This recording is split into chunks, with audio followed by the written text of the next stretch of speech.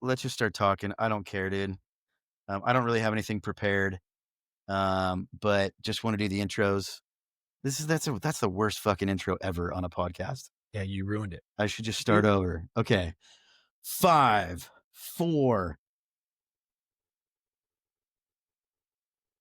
Boom. Welcome to Dude Awakening, episode TBD. Yes. Probably the 15. 11th one we've I recorded, don't know. Yeah. but episode TBD. We've been offline for a couple weeks. I was out of town, but I'm here with my co-host, Nick Galaviz. What's up, How's it Nick? going, everyone? Pretty good. Just chilling. Glad you're back. This has been the longest I haven't seen you Pretty sad, dude. in months. So yeah, it's good to see you, man. Likewise, dude. Yeah. So I just got back from Utah. Dude. I made it out of Utah without getting shot for my opinions. Oh my God. Too soon. It is too soon. I said that at my little nephew's birthday party to somebody while I was getting tacos on Saturday. And my little brother's buddy just started laughing. He like The only one. He overheard. He's like, dude, that was just like in random conversation, just and he's like, just that was hilarious. But yeah, yeah. So yeah, I was in Utah. I mean, we were contemplating whether we were gonna record a podcast today, Right. but we decided to. And I feel like there's a lot of things that I want to talk about and share and discuss with you guys. Yeah, I mean, he's bringing it, just like say it, cat out of the bag. Like you're kind of describing what happened, so people know that we're talking about Charlie Kirk. Yeah, so Charlie Kirk was shot and killed in Orem, Utah, at the Utah Valley University College, where I guess university and college is redundant, but it's like, dude, 2 miles from where my sister lives, which was insane because when Yeah. it took a minute to remember. Oh fuck, Scott's in Utah. Yeah. I didn't know the proximity or any of that of how close you were or weren't to it, but I immediately called you and that dawned on me to be like, what's really going on? What's the buzz? What are you guys hearing? What's happening on the news? Because I didn't want to rely on social media and all that kind of shit. Even though the video that a couple of people sent me was brutal. It's pretty gnarly. That was brutal to watch. Yeah. I looked at one video. I didn't look at any more, and I watched it one time. I was like, fuck that. I need to see that shit again. So yeah, so I wasn't in. I was actually at my sister's house. That's like 2 miles from there, like the day before. But I was up at a buddy's house, and I'm like 30 minutes away up north, up near Salt Lake City. And anyhow, let me get my mic. My microphone's being lame.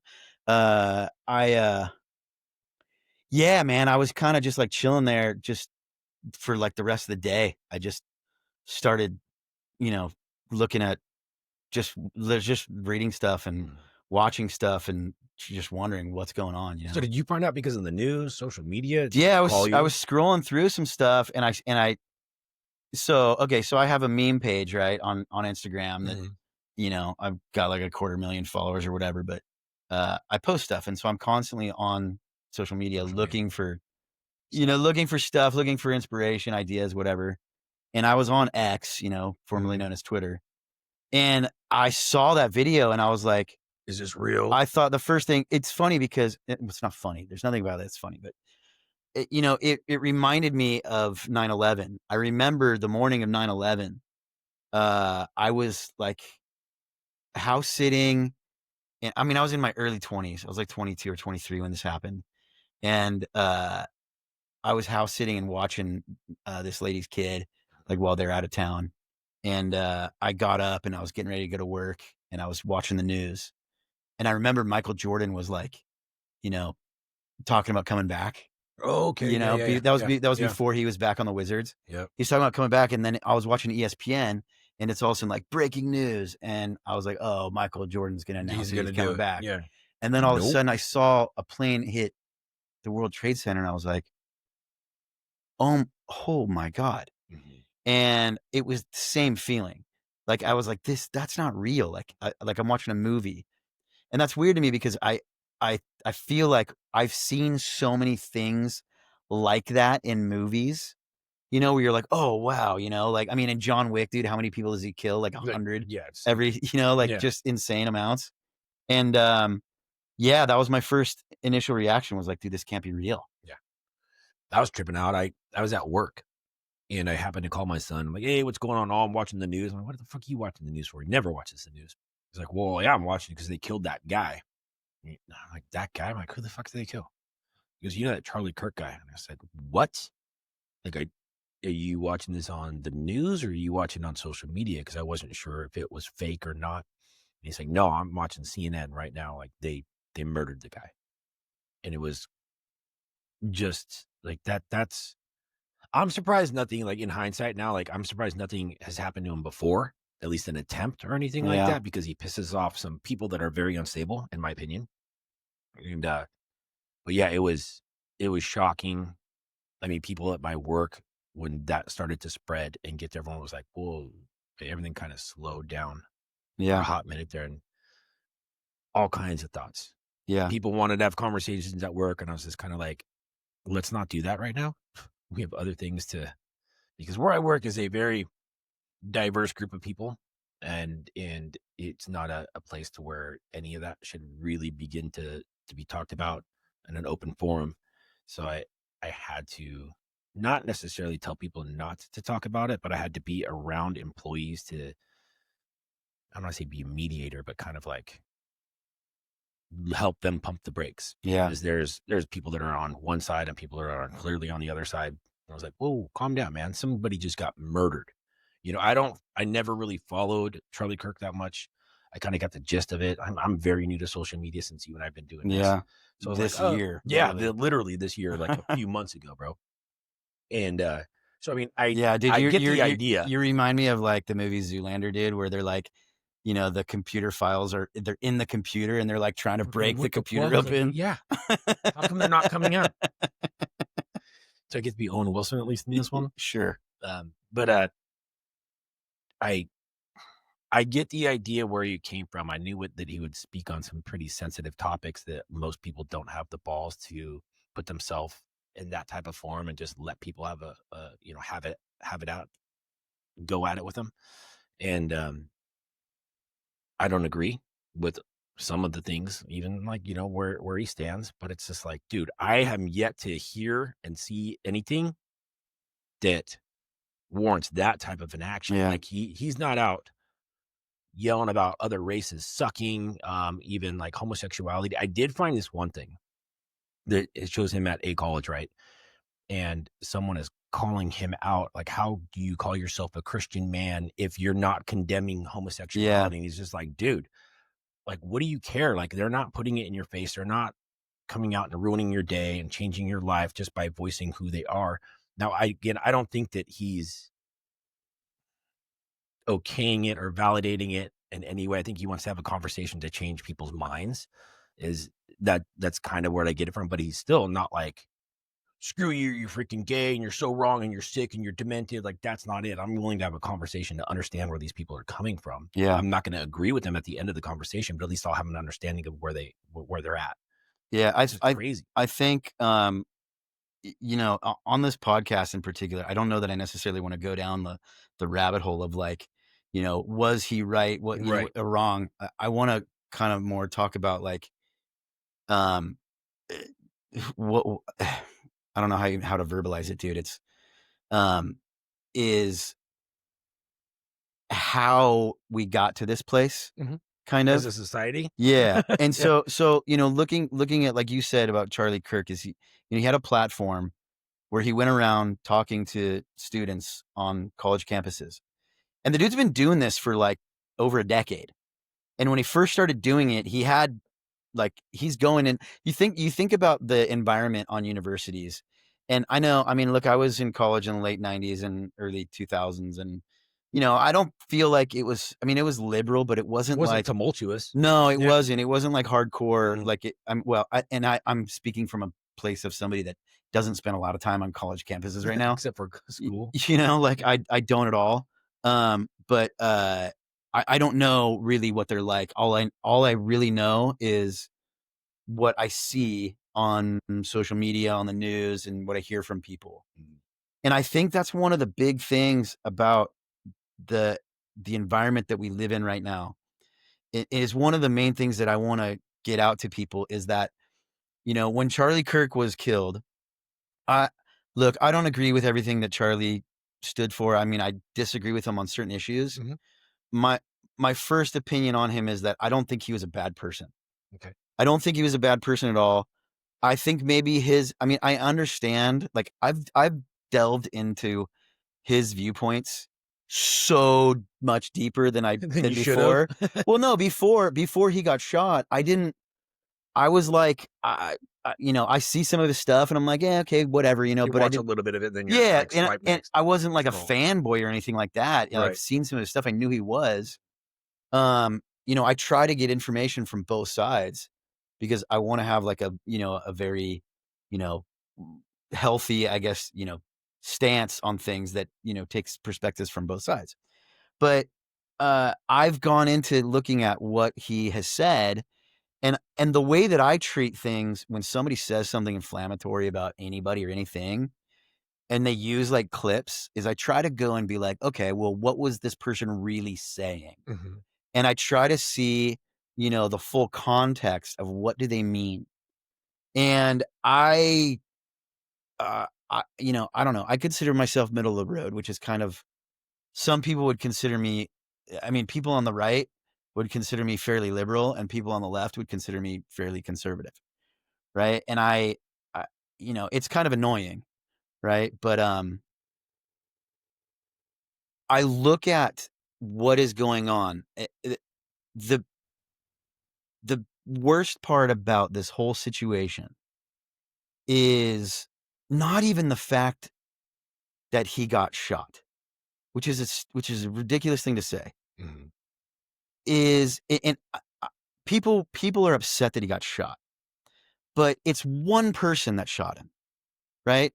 There are instances throughout history where one person does something crazy that is like, okay, that was a crazy person that did that, you know? What the reason why things are so crazy right now is because of how people reacted to the fact that he got shot. When people were celebrating and like, "That guy's a piece of whatever."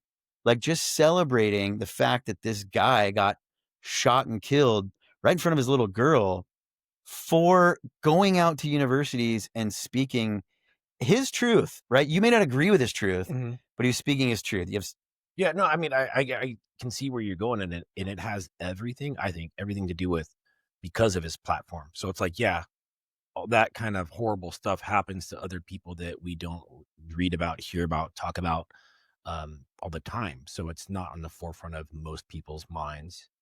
Um, and it is scary though, to where people can be that divided and that passionate about someone dying and being happy. Like I just don't get it. And I think it has everything to do with the news and what we're fed and what the spin on things in social media. You're talking about, like, you're reading clips and blips of things, Yeah, and then people are trying to portray that in their own context.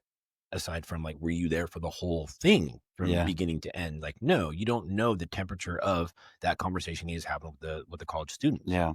You can But pinpoint anything. I mean, you can't really pinpoint anything because we're given we're given the information from a perspective of someone that has a specific intention, right? And an agenda. And I don't like that.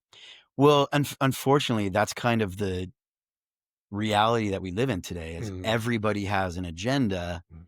And I mean, a lot of people will say that the news back in the day was just like telling the facts, but that kind of news is gone. I mean, and I'm sure it probably exists in some places, and I think that's probably the biggest revolution we need right now.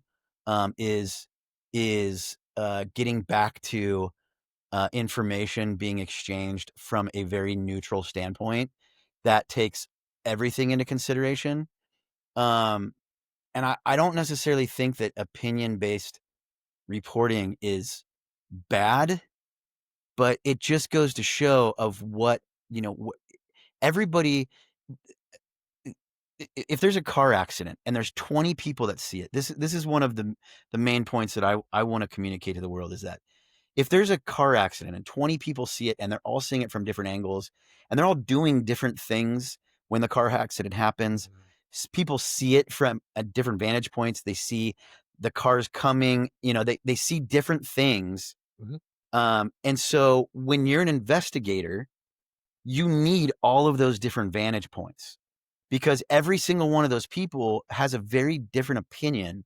And some of them are going to be more similar, but people, depending upon their vantage point, are going to have a different opinion of what happened, who is at fault, and they're going to tell the story differently. And so I personally feel that every single one of these people, and also you look at the people's background, right?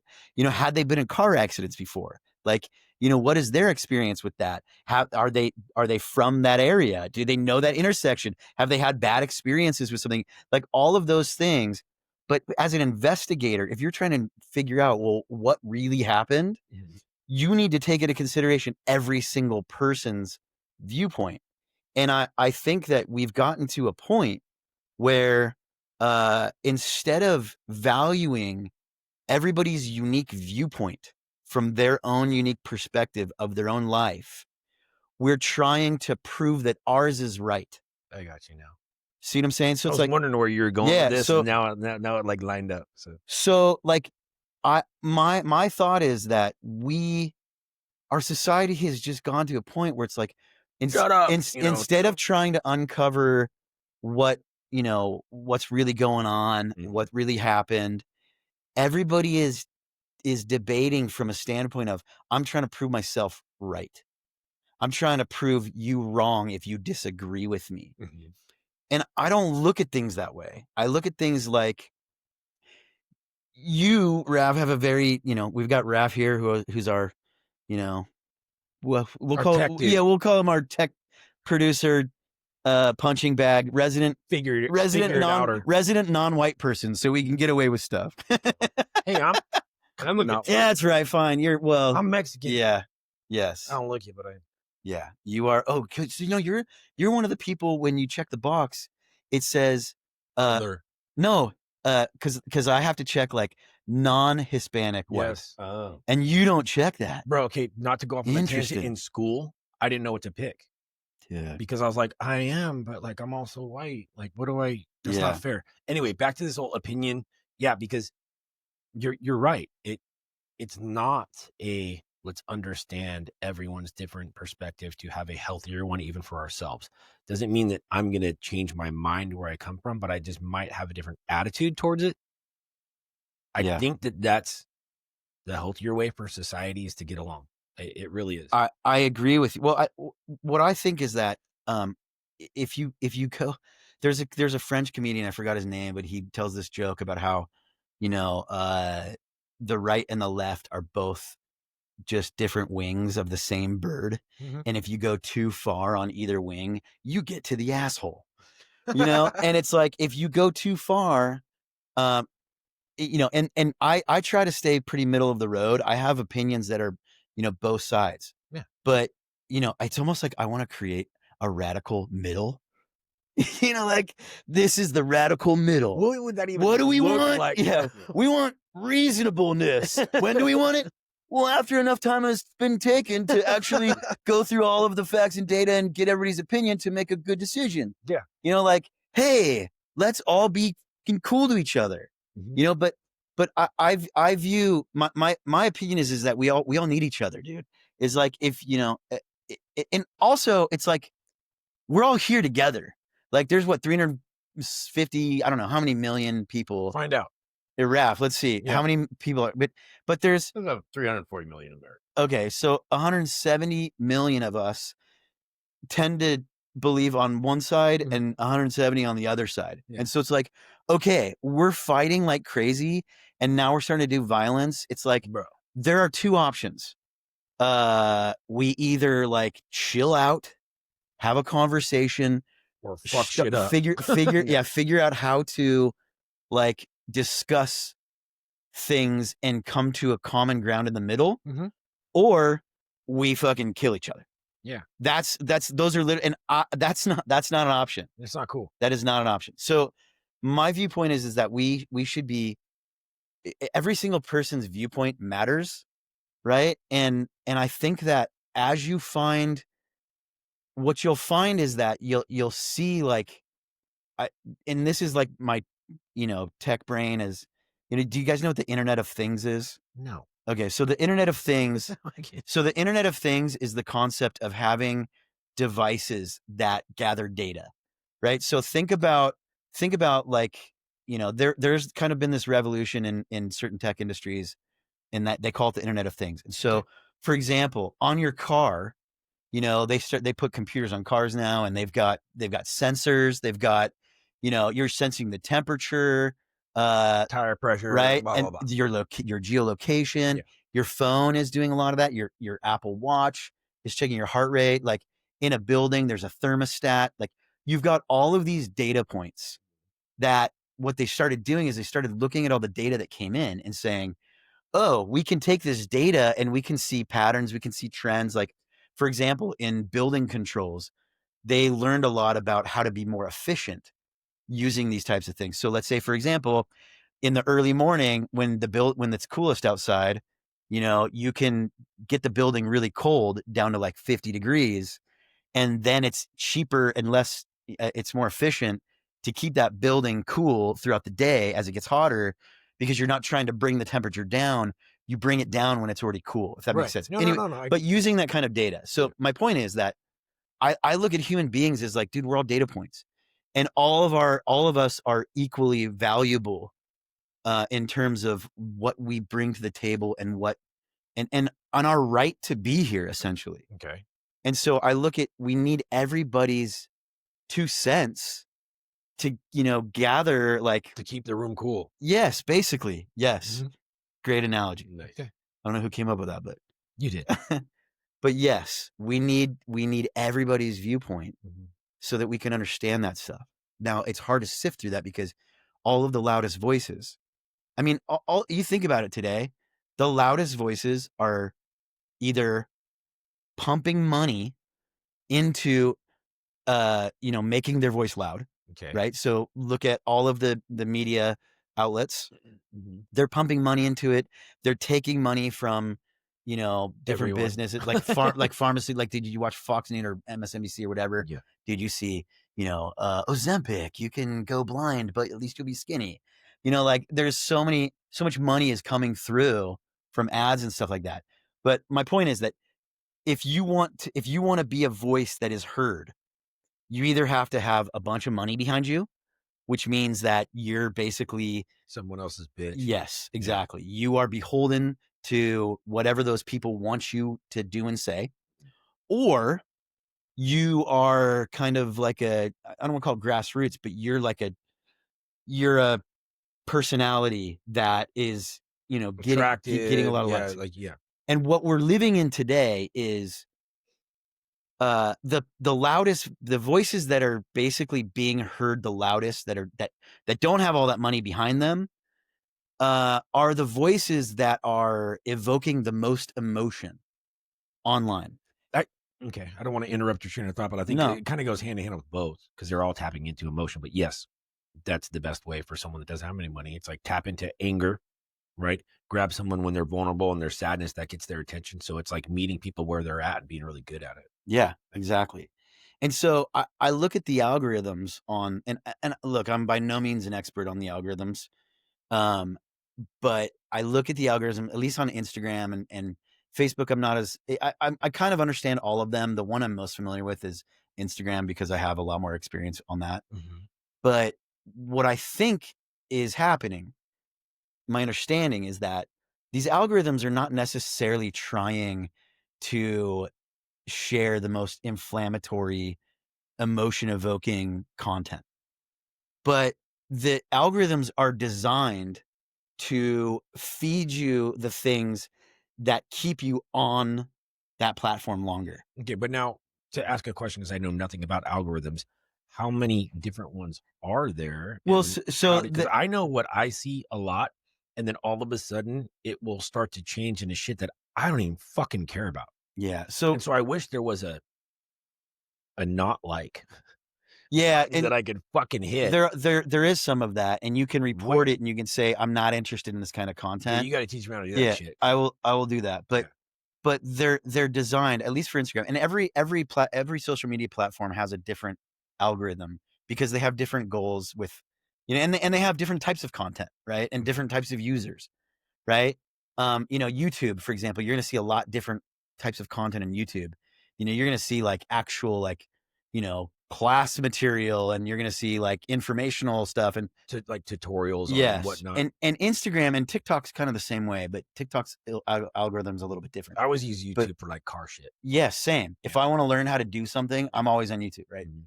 But so Instagram is the one that I'm going to talk to, and it's really designed to keep you online as long as possible, right? And so YouTube?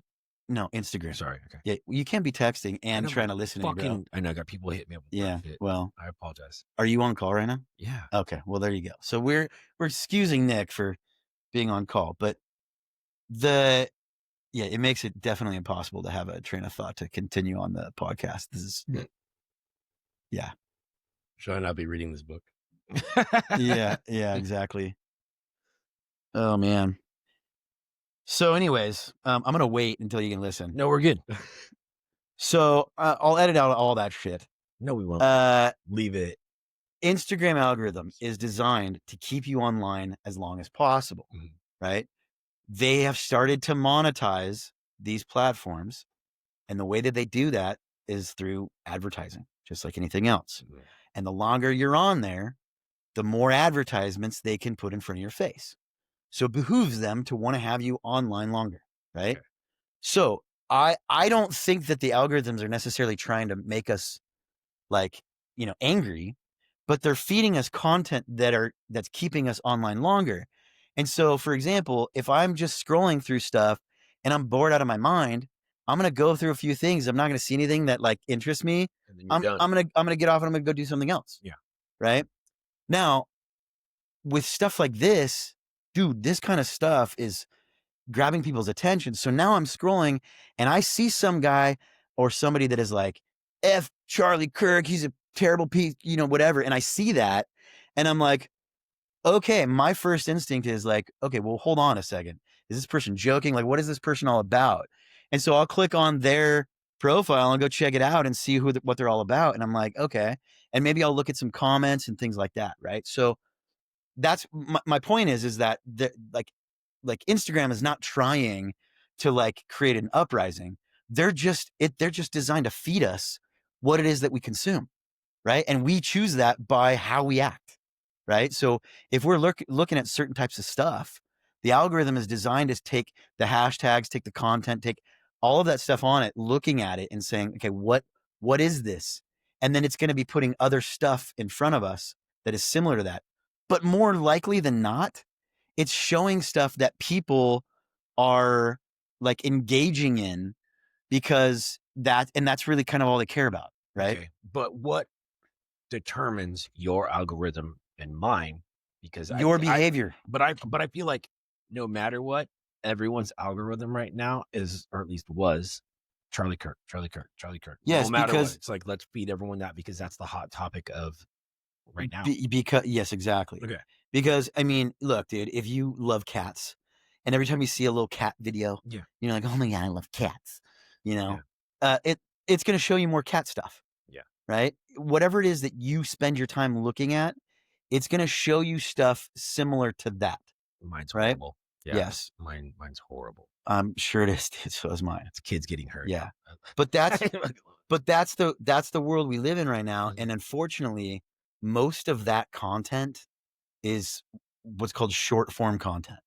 Right. So there's long form and short form. I'm sure you can figure out what those two are based off of Yeah. the meme, The right? name. Yes. Yeah. So short form content is like, dude, I can't tell you how many times I've seen a headline for an article of something that says something that's like pretty like a big deal. Mhm. And then I actually go into the article and I'm like, dude, it didn't say anything About about what? that headline. Yeah. Nothing. Mhm. But while I'm on that article, it's showing, ads to me. And so they got me, Well, and then also that like when celebrities will like sell their likeness and shit to certain things, right? So like they can sign off like, yeah, you can use my face, my name, my words, whatever. You can spin something into them advertising something. You're talking about, like, an AI recreation of somebody's There is, likeness? like, so much shit like that Yeah, that, I don't like it's there is some of that right now. It's not it's gonna become to the point where people will sell, their likeness and have, like, their rules of use, Mhm. on a famous person, and there's gonna be fake people that AI people that don't even exist in real life Yeah, that become influencers. Like, that kinda stuff is crazy to it's me, fucking nuts. I don't like it. but instead of going down that path, I wanna go back to what I think is so that's kind of where we're at, right? Is it's very inflammatory right now. People are angry. People are really pissed off on both sides. And we have this finger pointing that goes back and forth. But what I've realized is that, look, people are calling Charlie Kirk a racist. And I understand why people are calling him a Yeah. racist. And that goes back to this goes to like your worldview. There are different worldviews. And I would say that most of the people on the left have a very certain worldview, Mhm. and most of the people on the right have a worldview that's more similar to people on the right. Mhm. Now, wait, but really quick, before you, like, stretch this out, are there any videos that have him speaking about another race in a negative light? Or is it just about humanity and their behaviors in a negative light? Because there's a difference, and Yeah, so people can get, like, see it from one way. It's like, "Oh, he hates black people, he hates Asians, he hates whatever," just because he's talking about a specific race that who is saying some things that he doesn't agree with, or the behaviors are, you know, not acceptable. So, yeah, I think that well, so I mean this goes back to the worldview. So mhm. um and look, I'm not going to express my opinion when I say this. I just want to explain the worldviews because Okay. when you understand the context behind what people are saying, it gives you a very different perception Mhm, of who they are as people, right? So, for example, there's a lot of different things about Charlie Kirk that he said. One of the things that he has said that I would point like there's the whole thing about people are saying that Charlie Kirk said that black women don't have the brain computing power to do things, and he was talking about very specific like for women, you mhm. know and which is look, I don't like that he said that. Like, dude, you have this platform. Like, you don't have to put down these people that you disagree with. Right. You don't have to call them stupid because that's not even beneficial to you. Like, all that does is just make people that don't understand your Target you. yes, Yeah, exactly. they're So gonna there's a lot of create their things own like opinion. that Charlie has done that I'm like, dude, that was dumb. Why'd you do that? And he was condescending, right? He was condescending quite often. But also people would just come up and not give him a chance to, talk and would just be like, I hate you, F you, whatever. I'm gonna disavow both of those things. Right. Right. But just getting back to his worldview and the things that he has said, there's one thing in particular that he has said that a lot of people point to, and that is that he said that black people were better off before the civil rights movement than they are today. Right. So just saying that statement, right? And I'm sure at some point somebody could take just that clip of me saying that Mhm. Like, you and saying condone slavery. I said that Yeah. I was not saying that I believe that, but I'm trying to point out a worldview. And that worldview is like if somebody just said, the civil rights movement was bad, for America. Mm, Like, dude, that I can understand how a lot of people could be upset about that. okay. But if you dig deeper into what he's actually saying, there's a different worldview that's different than the typical narrative that's been taught in schools and universities over the last, you know, 30, 40 years, right? And that is that a couple of things is one is the Civil Rights Act was one of Charlie Kirk's points was that the Civil Rights Act has been used for protections, not for ethnicity or color, but for gender or like for example, it's been used for trans women playing sports against cis women, right? Okay. But what does that have to do with black people? That's the Civil Rights Act. So the Rights Act is being used for things that are not race specific. Okay, but then how is I'm still not following Okay. how it would be better off for how black people were Okay. better off before. Those are two different things. Okay. There's two different statements. Okay. One is that black people were better off before the Civil Rights Act. Okay. And the second thing is that the Civil Rights Act was actually bad for America. Okay. All right. So those are two different statements. The Okay. first statement of and again, these are not my opinions. I'm just Right. stating, right? So the Civil Rights Act being bad for the country, Mhm. his point was that they should change it to just say that it only this is only in regards to race. Instead of gender. Yes. Got it. Yes, because gender is now being used for different things. Right, That's right, right, yeah. that's his point, okay? Mhm. So and I think that most of the country would agree that it's not fair for a trans woman to compete against, like, cis women. I mean, and maybe some of them it's fair, but it's like, okay, but if you Some grew up, you went through puberty as a dude, and you're, like, did. a great athlete, and you're, like, not quite good enough to be, like, a superstar as a man, and you get to that point where you're in college and you're like, "Well, dude, I'm just gonna switch."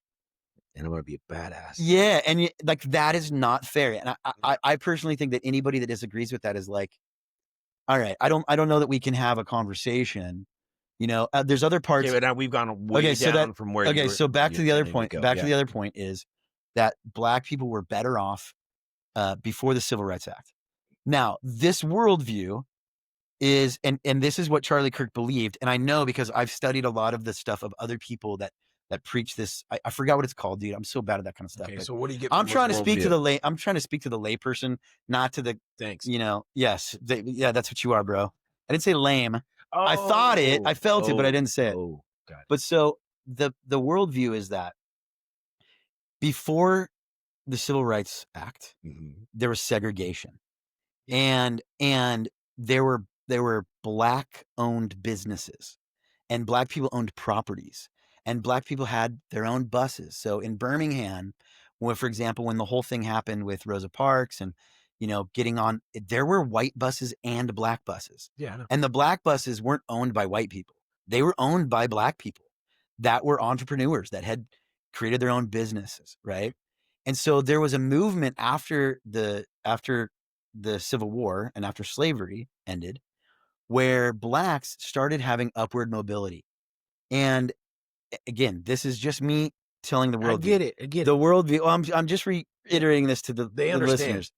This worldview says that in that time, the black family Had a better chance. it was a different culture, right? The black family, even though there was segregation and there was racism, this worldview says that the racism wasn't as bad as, even though there were lynchings, there were all these bad things. The majority of white people weren't racist. There were a lot of them, and there's probably still a lot There's today, still a fucking lot, right? yeah. But the average white person was not racist, didn't want black people to fail, didn't, we're not okay with segregation, but they understood, hey, there's these other racist people that it was almost like half the population of whites went along with segregation because they're like, hey, we're just trying to protect black people from these other crazy whites. Okay.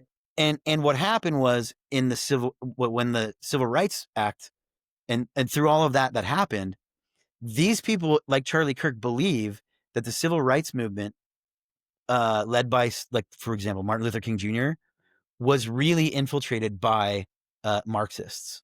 Like Martin Luther King Jr. So you was think that this all happened, and because it all happened because Marxist, whatever, but and when it happened, it derailed upward movement for black families, so people. so there's so kind of so one thing that it did was by getting rid of segregation, the federal government stepped in.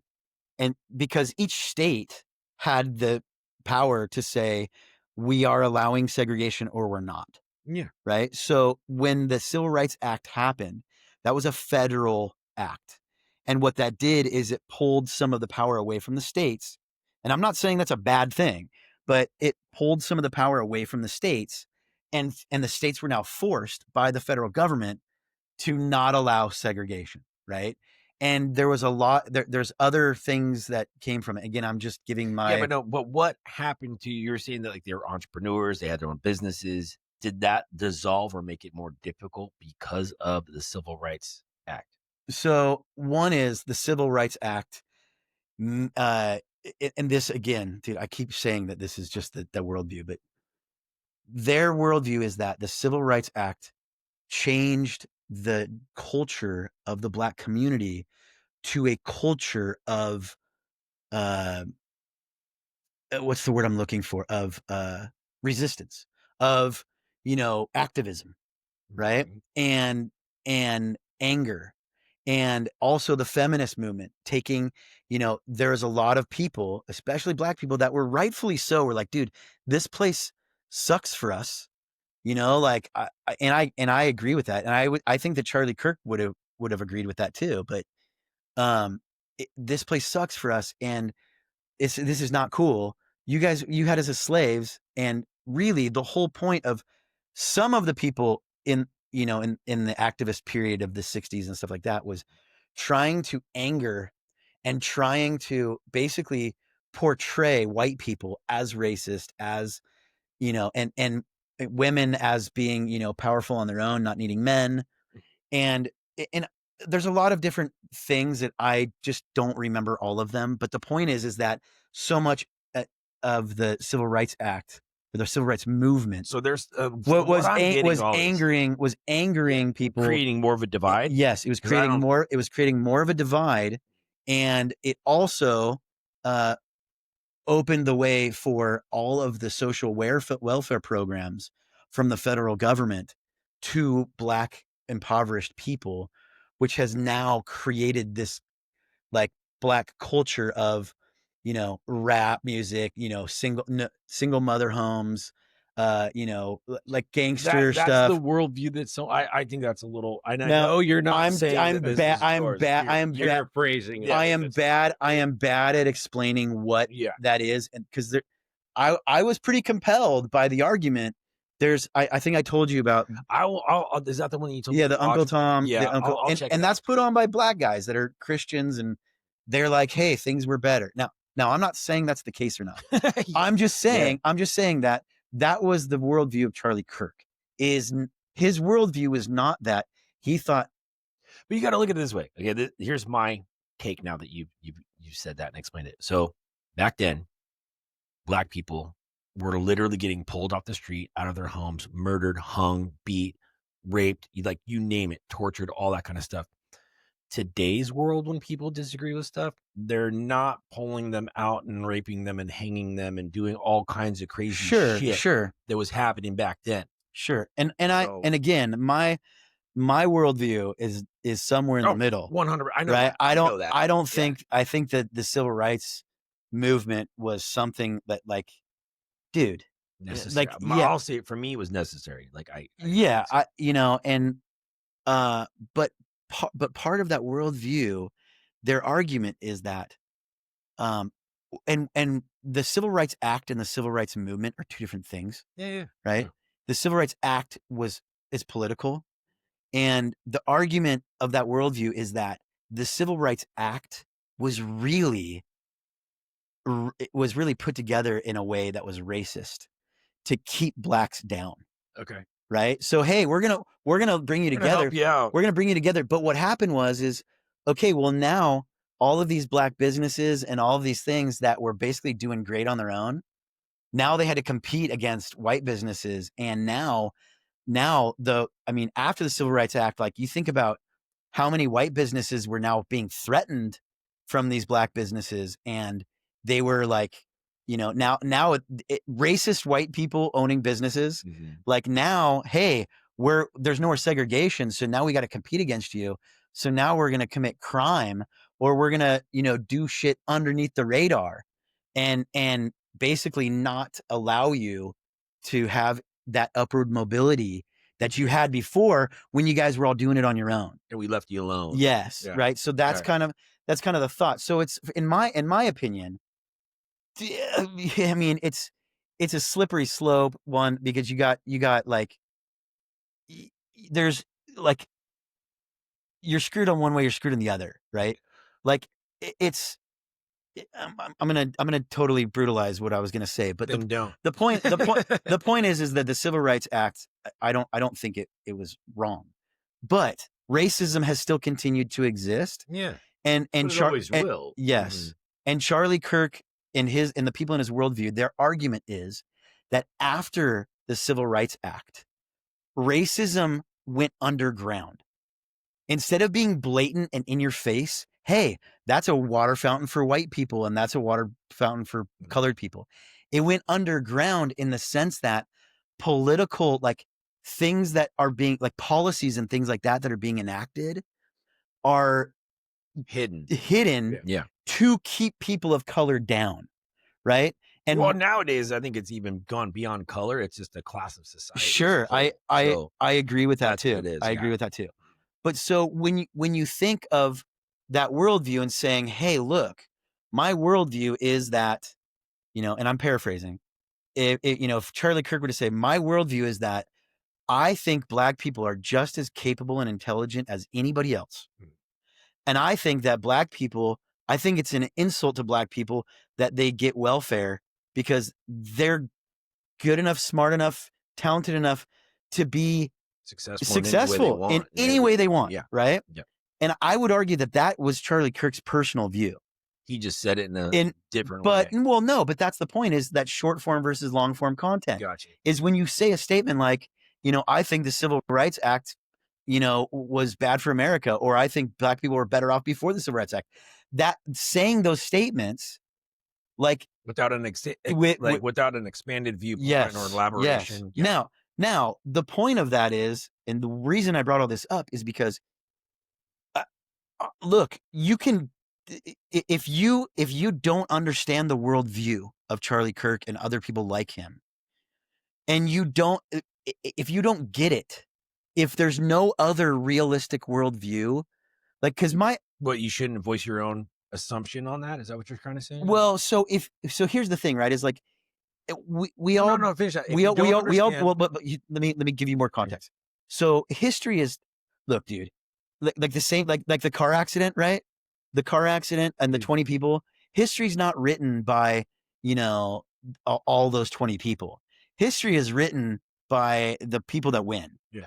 Right. And so the old white guys. Yes. And part of the Charlie Kirk worldview is that, this whole civil rights movement was hijacked by Marxists, and that the communists believed that they couldn't beat the West with guns. They could only beat the West by infiltrating us.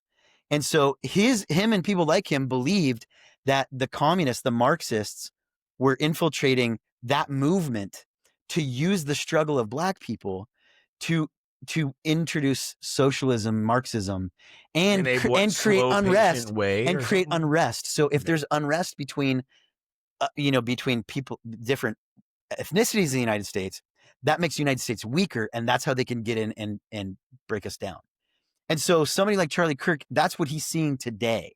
Like, and there's even evidence, like the Black Lives Matter movement, like whatever you think about it, the guy who let's not go down that. The guy who inspired the two women that started BLM, he's a white dude and he's a Marxist, right? I'm not saying that that's bad or good or anything. I'm just saying that there's a lot of evidence to point to a lot of these movements having roots in Marxism, right? And so I'm not saying that's good or bad. I'm not even expressing my opinion on it. I'm just saying that's what these guys like Charlie Kirk are. That's what they believe. Okay, yeah, let's bring it back. So going back to that is back to what though? Because you talked about like six different things in like the last 3 minutes. If your worldview is that you think black people are, and anybody of any ethnicity are just as good, smart, intelligent, capable as white people, and that there are government like programs that are designed to pretend to help people of color, but are actually keeping them down and sucking from the government teat. When you say things like that, people that don't understand your worldview think you're a racist. Right. But if you actually took the time to understand their worldview, you might look at it a little bit differently. Like I look at it as I don't see him as being a racist. I might see him as being wrong. Right. But there's a difference between being wrong and being a racist. 100%. Right? And I think what you're also trying to get to is that a lot of people with short clips, I don't know what the verbiage you use for it, I don't remember the verbiage, but it's like short clips based off of short form versus long form content. It's easy for someone to create their own assumption of what and where you're coming from on any viewpoint, right? On any topic whatsoever. Mhm. And it has everything to do with people don't take the time to understand. And that's one of the biggest things that we're missing in society, like worldwide, right? Yeah. Not just the United States right now, is someone not having the patience, the calmness to not become emotionally activated when I already know that you're going to disagree with the subject or topic that we're going to talk about. And I can't help myself but get into a conversation with you to like, you're going to agree with me by the end of this. And I'm going to tell you why you're fucking wrong Mhm. instead of listen to understand. That's something that is very new in my life, a perspective going into a conversation with anyone is listening to understand instead of interrupt. And that's what happens 100% of the time when he is at those, well, not 100% of the time, because there are people that get up there and they agree with what he's talking about and they're thanking him for Well, stuff. but again, I've seen But like you that's what it's about. but yeah, agreed. But you and I have seen, like, how many times has he been at college campuses? Hundreds, Mhm. hundreds. Mhm. And we only see A minute and a from half. each one Yeah, less than that, seriously. right? Because he's only posting stuff that probably makes him look good. Of course. He's not posting the stuff where the other person wins because this is his platform. Yeah. You know what I mean? Which in my opinion is like dishonest also, but hey, if you're someone that, disagrees with him and somebody else wins a debate, you have the freedom to also record that and post that on your platform as well, Which I've right? seen, and people are like, check out him being a racist. And it's not his thing. It's some random person. It's like, there's nothing racist about what the guy said. Is it like kind of fucked up what he said and rude to you because you are a different Yes. opinion? Like, okay, yeah, Yeah. call him rude, call him disrespectful. But like, he's not hate speeching on you, dude. Yeah. Like, I'm yet to see any of that shit happen. Yeah. Any of it. Yeah. And I think that, as a society to move forward, we've got to agree on some basic definitions of things, Bro. But right? that's never gonna happen. Yeah. Well, It has but everything to do how with how we grew up. but Like, you think someone's gonna give a shit what we think growing up in Southern Orange County to someone growing up like with hardly ever having the lights on, no fucking police activity in the no, city I that they live in. Like they're not gonna like, oh, talk to me about safety, motherfucker. Like sure. they're just already gonna have that wall up. And that's when it gets to the point to like, I think that we get old enough to understand, like, okay, I should think differently. Like, not everyone else is out to get me. Not everyone else is out to tell me I'm a piece of shit or that I'm wrong about things because it's all in how you approach everyone and anything. Yeah. That's the response you're going to get. Like, if I come in hot on a day that we're sitting down doing this and I'm just pissed off about some dumb shit that you did, whatever, 3 days ago, right? Like, I'm going to get a weird vibe from you no matter what. Yeah. It's just like, instead of being able to, okay, I know that you had a different experience growing up. So did I. Help me understand why you think We something. we need to have conversations like that. And Yeah. we need to normalize the fact that all of us Fucking are wrong on a lot of things. yeah, right. All of Yeah. us Yeah. are Yeah. not 100% right. Yeah. I had an employee tell me that today. She's like, you know what? You got to admit more when you're wrong. I'm like, fuck off, dude. Like, Yeah, yeah, you're right. But so that, I know we kind of went down a rabbit hole there, but the point is that there are different ways to view the world and there are serious problems. And I think what we need to start off with, and this is something that I wish Charlie Kirk would have done a better job of. And, this is my critique against him is that y- there needs to be a level of, hey, like you were just saying, your life is totally different than mine. Mhm. Right? I wanna understand, like, okay, if it's a trans person or if it's a person of color or, even dude, within, like, black people don't all think the same. You know what I mean? Like, Not all white people that's are like, yeah, yeah. right? Not all white Mhm. people think that, like, there's more diversity within individual groups than there are between different groups, right? Yes. There's more diversity within the black community than there is difference between White and white people and black black or people. Asian black or Yes. whatever black. Yeah. I would say there is the same amount of diversity, like the white community and the black community are way more alike Then they as a realize, whole than we seriously. realize, Like, yeah. right? Mhm. And so, white liberals hate white conservatives. Black conservatives hate black liberals and vice versa. Mhm. It's the same thing. Mhm. And so throwing around these terms like racist we need to stop doing that and use it for people that are actually racists. Mm.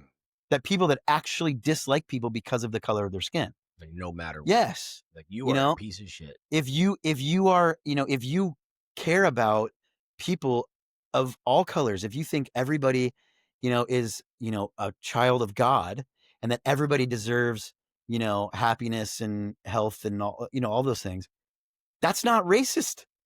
That you can't be, you could be ignorant, right? You could be uneducated, Which you happens. could be misinformed, but that's not racist.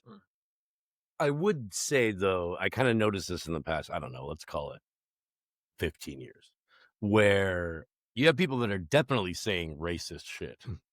And then they go, oh, but you're not letting me have free speech, because you call me racist. It's like, no, well, I'm letting you have your free speech, but I have my free speech too to call it out as being racist, And they try to hide behind that, like, oh, I should be able to say yeah, you can say what you want, but you should be able to be called out. You know what I mean? Because that Yeah. became a thing for a while, and it still kind of lingers there. Well, where people do clearly say racist shit, and then they're just like, well, but that I'm wasn't allowed racist. to. yes, It's like, yes. yeah, well, I do that all the right. time as a comedian. Well, yeah, but that's Right? different. But I'm telling it as a joke. It's not what I actually think, Yeah. But yes, but yeah, You know what I mean? yeah. So you're saying is that people say racist stuff and then they basically caveat it by like, Free speech. that's I I'm should be allowed to. to say that. Yeah. It's like you So- weren't allowed to say it. Just other people are allowed to call you racist for Well, saying it. so that Yeah. that's a good point. Is I think that's what's happening right now with like Jimmy Kimmel, right? Is and cancel culture in general. It's insane. Look, I think they talk about free speech and they talk about the calling Charlie Kirk a fascist. In my opinion, a like. Dude, fast. I don't want to go. Let's not. That Well, no, I can talk about this. For like no, an so hour. but this is what you're bringing up is Okay. The fascist worldview. Let's just talk about it from one perspective. Is fascists are trying to silence anybody that is through violence, that or through like suppressing or through the government. Yeah, right. Suppressing their ideas. So if the government came out and said, like, "Hey, you can't say racist jokes anymore," ever, that would be fascism, Mhm. right? If you said, you can't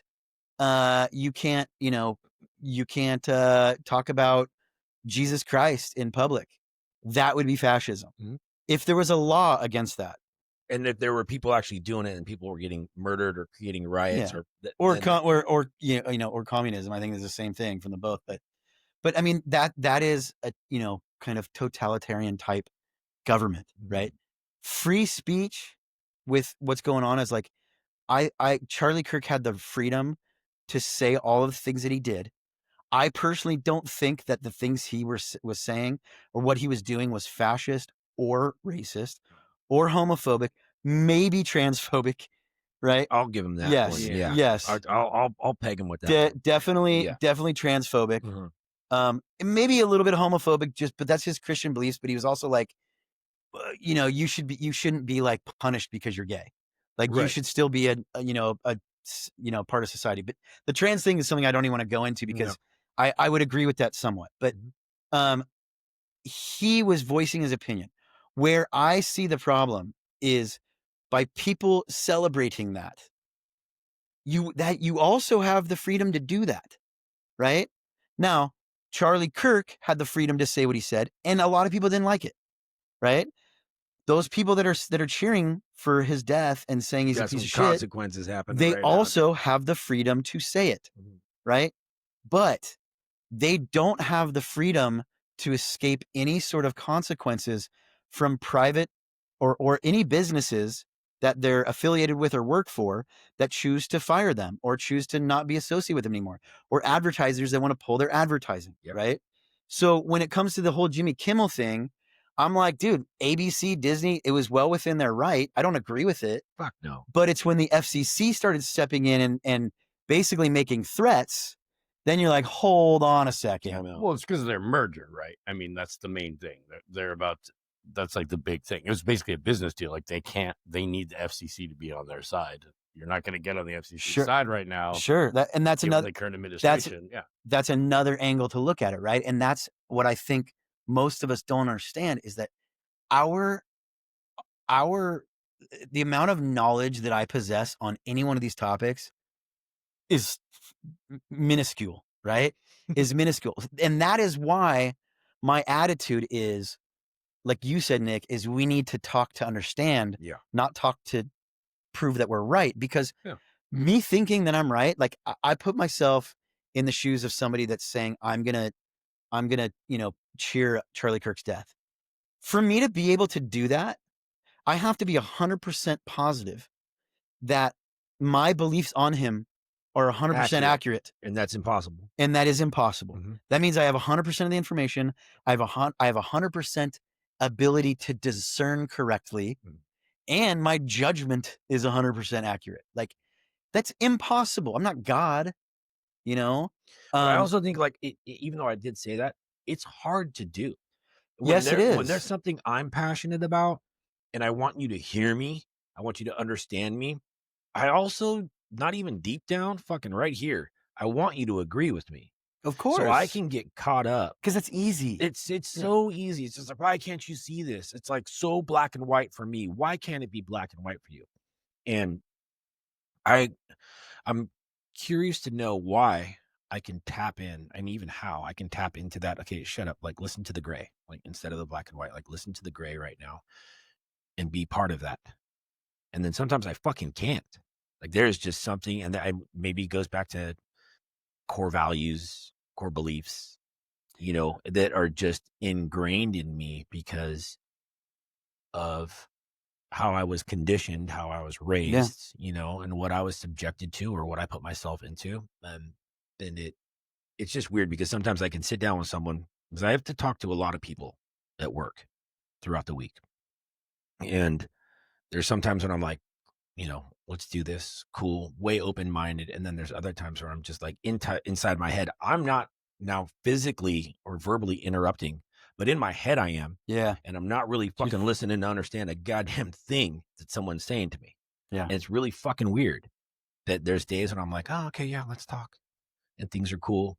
And then, yeah, let's talk type of attitude. So it's like, Yeah. it's the whole attitude going into it. And I would like to think, and I will hope that society, when it comes to huge topics and huge situations that we're dealing with, and so much diversity and so much disagreement, to where it's like, okay, this one, we really need to hear each other out and listen to each other as best as possible. And if we end this conversation still in the same boat, let's just say, all right, cool. But if you really listen, then you learn something about me at least. Yeah. And I learned something about you at Yeah. least, to where I'm not pegging you as you're a fucking asshole anymore. You're like, you just kind of a dick today. Yeah. I'd rather rather do that.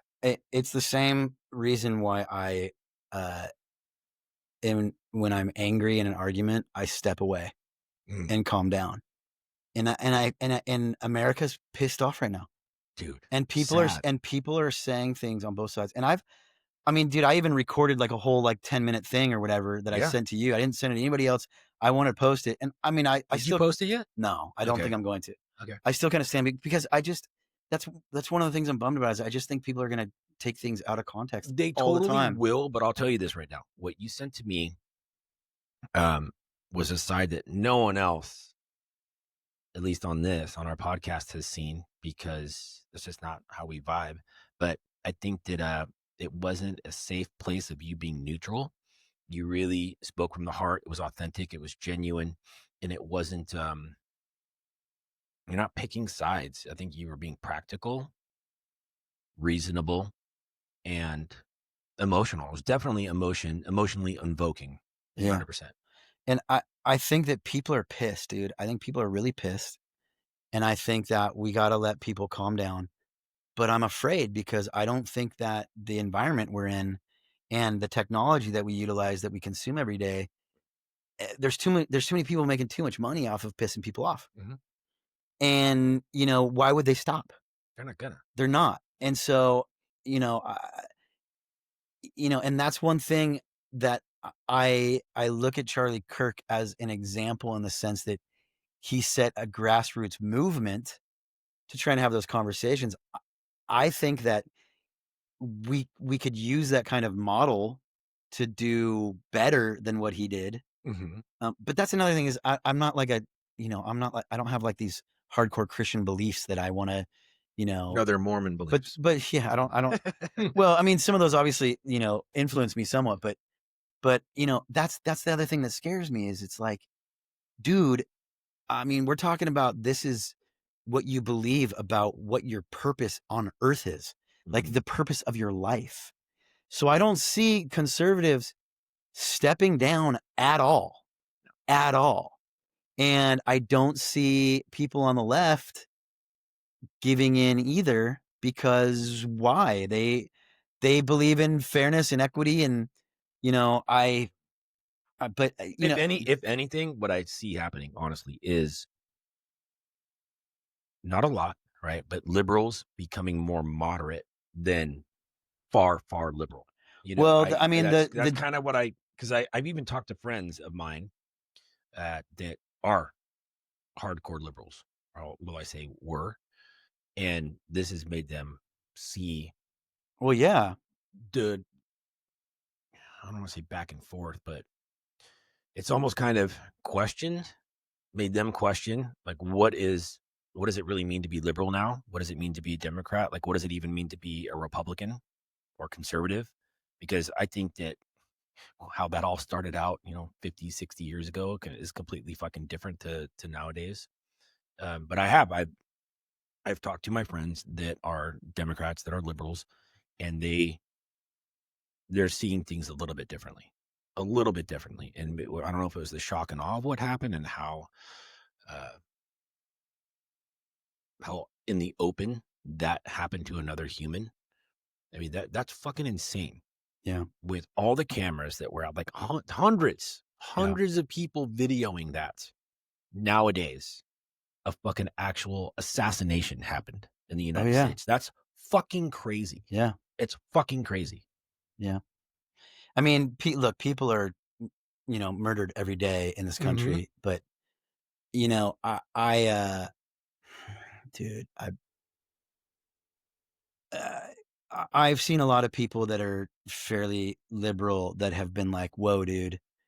'Cause I think the issue that I see with people cheering that on is, look, you can disagree with the guy. You can think that he's a piece of crap, but he wasn't doing anything. Like, he wasn't a politician. He wasn't trying to pass laws. Sure, he helped get Trump elected, but let's be honest, without him, I mean, Trump may have He's still still gotten gonna, elected, fuck yeah, he but would have. but whatever. Like, you can disagree with that, but th- the scary part for me is that when people are cheering for that, they're also saying that I agree that somebody should be shot for expressing an opinion that half of us disagree with. And all that does is it emboldens the right to say, well, you guys were cheering, when Charlie Kirk got shot. So I'm gonna cheer when I believe that this person's philosophy on the left, this personality on the left is ruining democracy and is a socialist and is this. So I'm going to cheer for when they get killed. I mean, but correct me if I'm wrong here, but like like a month ago, a couple Minnesotan lawmakers were shot. They were on the left, if I Yeah. remember correctly. And then like right after Nancy Pelosi's husband was fucking attacked in his house, literally everyone on the right, like he didn't die, obviously, Yeah. right? But like, I mean, they on all, let's say, conservative channels and like conservative lawmakers, politicians, they were all just talking shit on the guy, and he's like still in the hospital. It's like Yeah. that's effectively I cheering on a crazy attack that shouldn't have happened I at all. don't.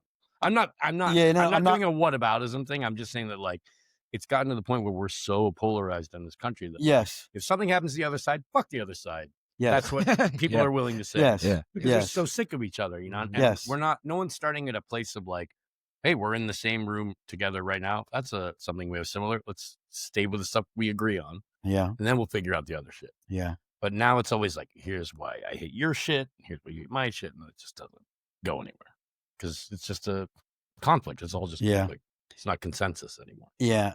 I mean, I don't know that we're going to solve this situation ever. I personally don't think it's ever going to get better. No, it's not. It's only going to get worse. And I That's sad I to know I think talked to about, but I you. know. I talked to you about it, and I don't even know if I brought it up here before, but in that sociology class I took in college, it was like a timeline, right? It was like an up and down timeline, Mhm. and it showed like pivotal moments when society is at its rise and everything's good. Not everything's good, but like it's just better than it was. And then down in the bottom is like the dark ages, like fucking horrible shit. And so in the late 90s is when I was in college, and we were on our way down. And I remember tripping out. It's like, wait, history does repeat itself. That's something that I believe in or agree about. And I was like, holy shit. So I raised my hand. I'm like, so are you telling us this to warn us, to educate us? Like, what's the point? He's like, all of it. I'm like, okay. And then listened. I couldn't even, he continued to, talk to the class and everything like that. But I'm just sitting there like, holy shit. Like when we get down to the bottom, I was like, I'm going to be like grandpa age. Like that's in my later years of my life. So we're still on our way down according to the Mhm. timeline that my professor showed me at San Diego State. Shout out to San Diego State. And it was fucking scary. And now it's even amplifying that. And I mean, it's scary. Yeah. I'm worried for my kids, and I'm kind of like to the point where like I hope my kids don't have kids, honestly, Yeah. because I'm not going to be here to fucking protect them and shit, and I want to Well, be able to do that. But like it's fucking crazy. yeah. So going back to a joke I made Thank you. Yeah. about that. the radical middle Mhm. is and back to the clip that I created that I sent to you that I haven't shared with anybody. Which one? The Oh long yeah, one, the long one yeah. is that I I think we have to if things are going to get better, we have to as people, we have to start creating communities of understanding amongst each other, of people that are different than us and people that have different political opinions. Because what is happening right now is we as a people are fighting amongst ourselves. Who's right? Who's wrong? And we're angry, right? And oh, Baxter, you okay, buddy? He's good. The dog's just hacking something up. Oh, We are fighting amongst each other, and all the while, the the one percenters, powers that be. the powers that be, Yeah. the politicians, the government, whatever, the Bash, you okay, bro? They are stripping us of our freedoms, and they are bringing more and more power centralized over and over and over. And if we don't stop and get over our differences and stop being a bunch of fucking kids and start actually like having these tough conversations and doing it on our own, they're gonna just keep doing whatever the hell they want. They're gonna keep doing whatever the hell they want, and those like, Trump, dude, Trump is benefiting from all of this, which is why he tweets shit like a fucking asshole. He just Yeah. keeps stirring the pot, dude. Mhm. He keeps stirring the pot. That's the reason I never voted for him, is because I don't like that. I don't think that is good for America, right? You can't pit one side against another. And I know politicians have done that before. Mhm. Trump took it to a whole new level. And since Trump did that, started taking it to a whole new level, the other side took it, to almost a whole new level as well. You have Democrats that are doing the same kind of shit. You have and it's not helping. It is not helping. And I personally point the finger at Trump. That's why I don't like him. That's why I think but the problem is now that we're here, how do we go back to somebody that's fucking reasonable? How do we do that? Because as the looks of it, the people that are from the left, like Gavin Newsom, are you kidding me, dude?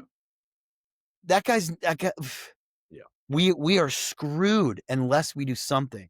And the only solution I see is we need to have some sort of grassroots movements where we start to have actual conversations, where we normalize the fact that we're all wrong, we're all misinformed, at least somewhat. Our perspective matters only as far as our perspective goes to participating in making decisions that benefit the whole. Okay, but that's going to take, all right, this is what I see. Forever. Well, it's going to take forever. It's not going to happen. But no, but what it would take, even if there's just a chance for it, it's going to be 1, 2, whatever small group of people that can relate to both sides. Yeah.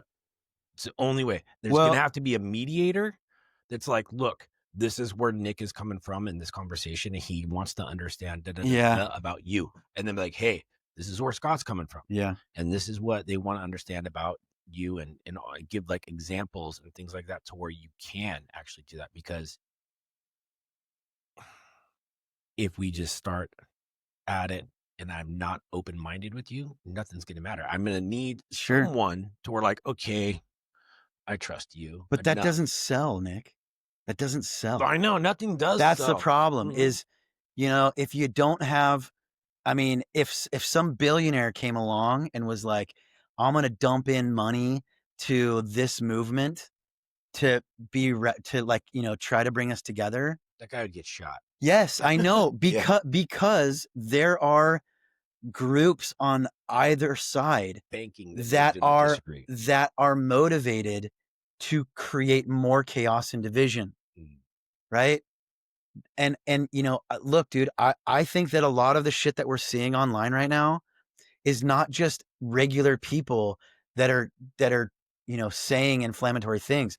I think that there are bots. There are actual people in probably Russia or even the government in North Korea and China that are pretending to be American citizens, voicing their opinions and stuff to create more division. Well, yeah, we are being attacked from the outside, and as Americans, we have to figure it out and see that. And if the majority of us can, that needs to be normalized. But we need leaders that are saying those things. We need leaders that are saying, "Hey, I'm not going to do this, and here's why." This will we need people that step up that do that. And we don't have those right now. So what do you think it's going to, well, because they get silenced.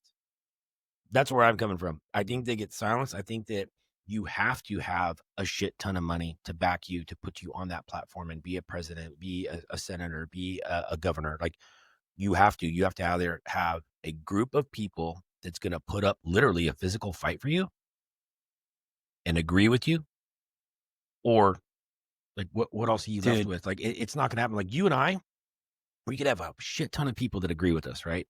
But if they're not willing to stand up for us and vote for us to put us in a place of like, hear me out now you guys got to fucking listen to me. That's why we need a radical middle.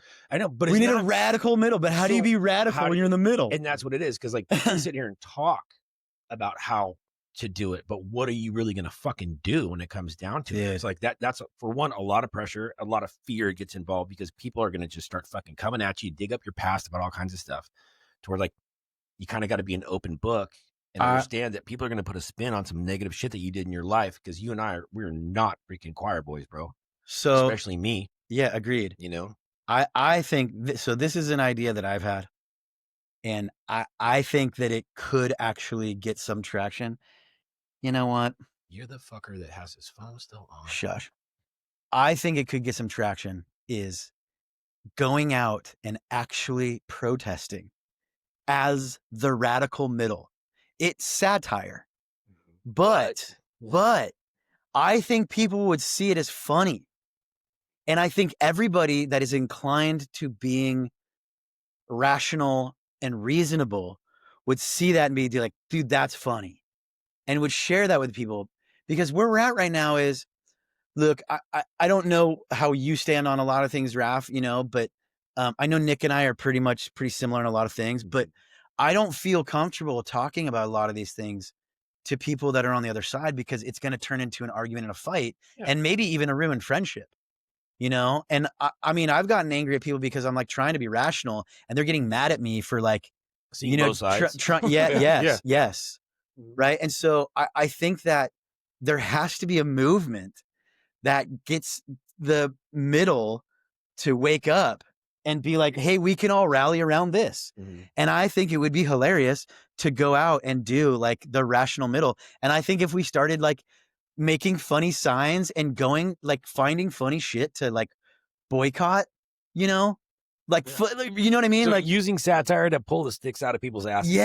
yes. But not from a standpoint of I'm taking either side, is like, and that's how I feel about comedy is I'm like, dude, I feel like you either need to be able to make fun of everything or nothing at all. Exactly.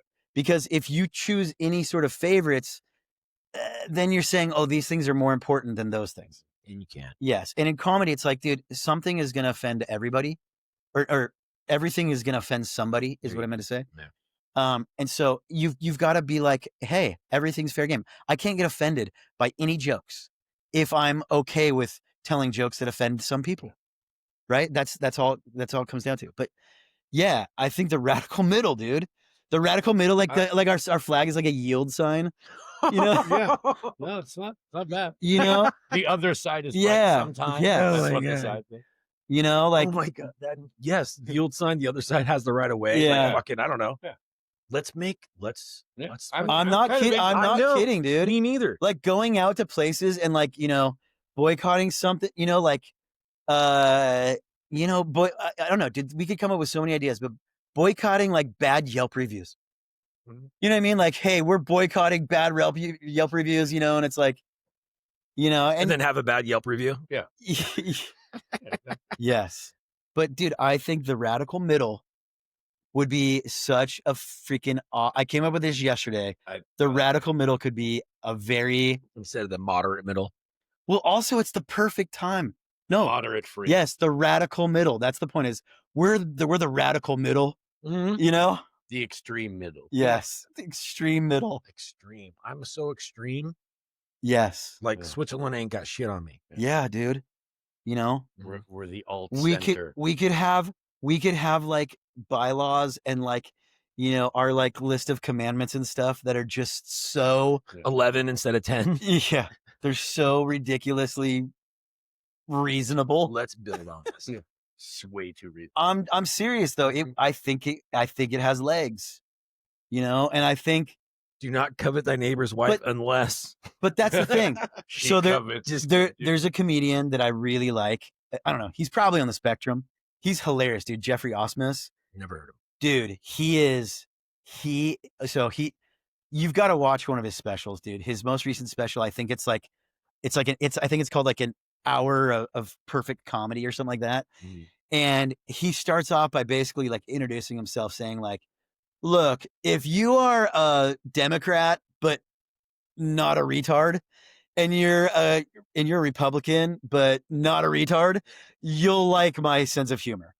And that's what it is like, let's normalize not taking a freaking side. Mhm.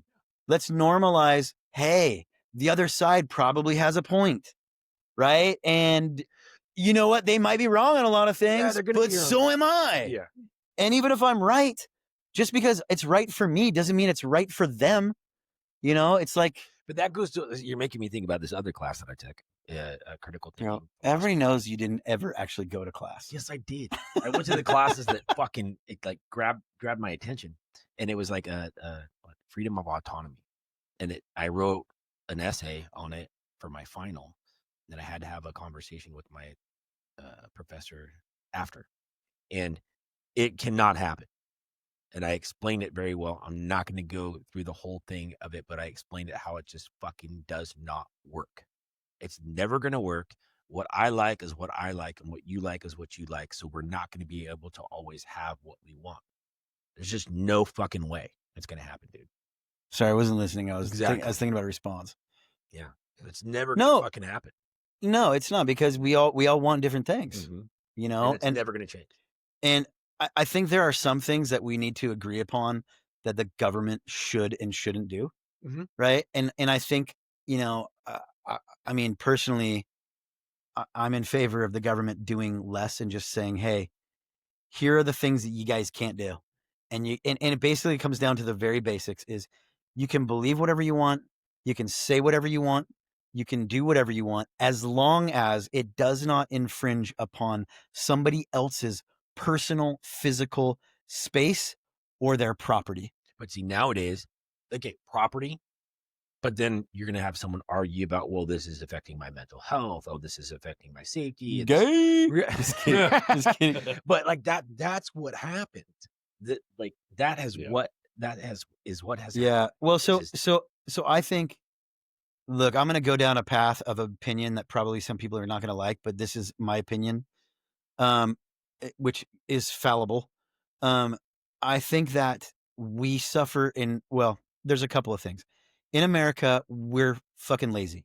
Yes. And we want the easy, quick answers, Mhm. right? And a perfect example is I think that our healthcare system has been totally hijacked by the pharmaceutical industry. Don't even give me started Right? on that shit. And instead of, and I'll give you a personal example. This is a personal example. It's going to be a little bit too personal. Okay. I had a fissure in my asshole. Oh, you told me about that. Yes. Yeah. I had a fissure in my asshole. The whole What story, dude. For everybody that doesn't know what a fissure is it's when you get a cut in your sphincter, right? Yep. And it doesn't heal. And it doesn't heal because it's constantly covered in shit, right? And so, it was uncomfortable. Dude, look, everybody. He built his own bidet. Hey, bro, you're getting to the point. I didn't build my own bidet. Yeah, you did. No, I didn't. I bought one. But you're getting to the crux of this point, and anyway. Shut up. So what a fissure is basically your asshole is ripped open, and there's a cut there, and it doesn't heal, right? And it's continuously infected, right? Well, so I went to a doctor that does a surgery where what they do is they snip one of the muscles in your. Oh, also, by the way, before I go down this, I was laying on the side of this Cold table. Yes, this table. No and glove. I'm like my pants, my pants down. Both his hands are on my shoulders.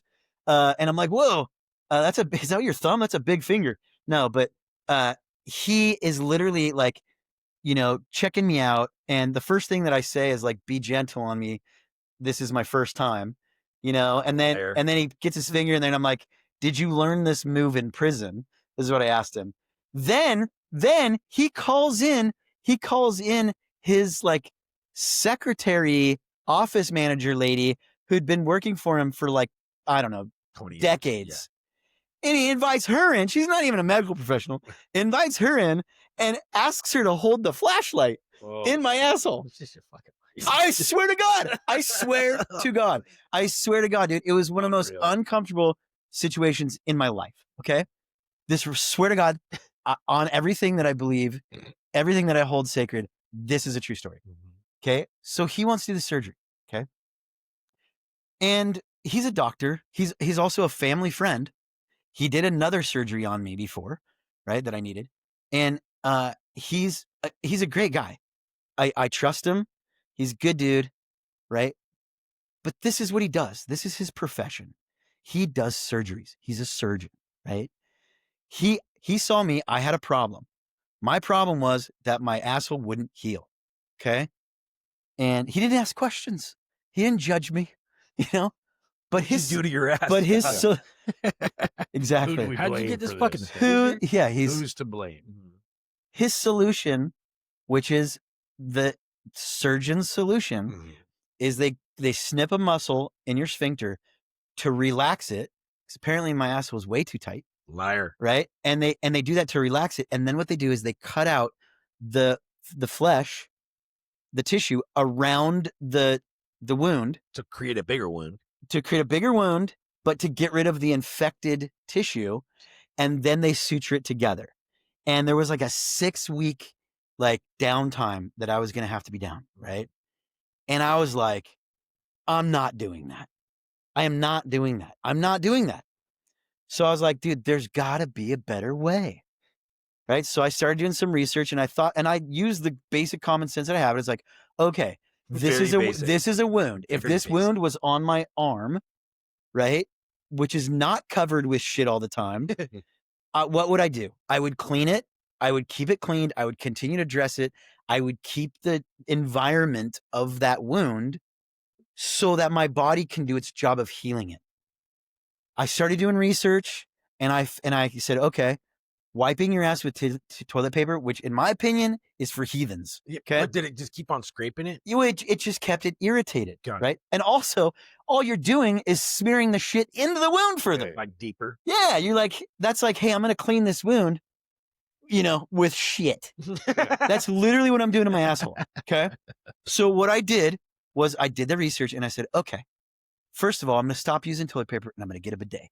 I bought a bidet on, He MacGyvered it, dude. No, I did not, dude. It. I still have the one I bought on my toilet. Can I use it? Yeah. Nice. So I started using a bidet, and what I did was I got a bottle of antibacterial soap. Like Dial or whatever? Yeah, just hand soap, dude. And then I got some antibacterial ointment. I hate that word. All right, oint. It's so gross. Oint. And every time I took a crap, I gave my butthole a little bath. And I cleaned it. And I'm telling you right now that in less than a month, it was completely healed. Fizzer-free. No problems. Dude, that surgery that I would have gotten would have been easily 5 digits, right? Probably $10,000 or more to do that surgery. I would have been suffering for another 6 weeks. And anytime they cut you open, dude, you're never the same. Ever. I healed my body. Okay.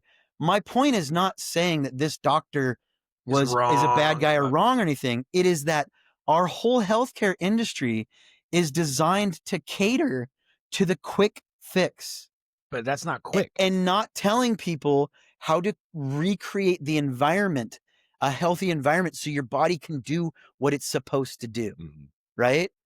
Our cancer treatments are, everything across the board is there. And I'm not saying the cancer treatment is wrong. I'm not a medical professional. No, there's sometimes when you got to go in and dig out and take shit out. Yeah. But I'll give you another example, okay? I went to the ER a couple of times within like a week because I was throwing up and I couldn't stop, right?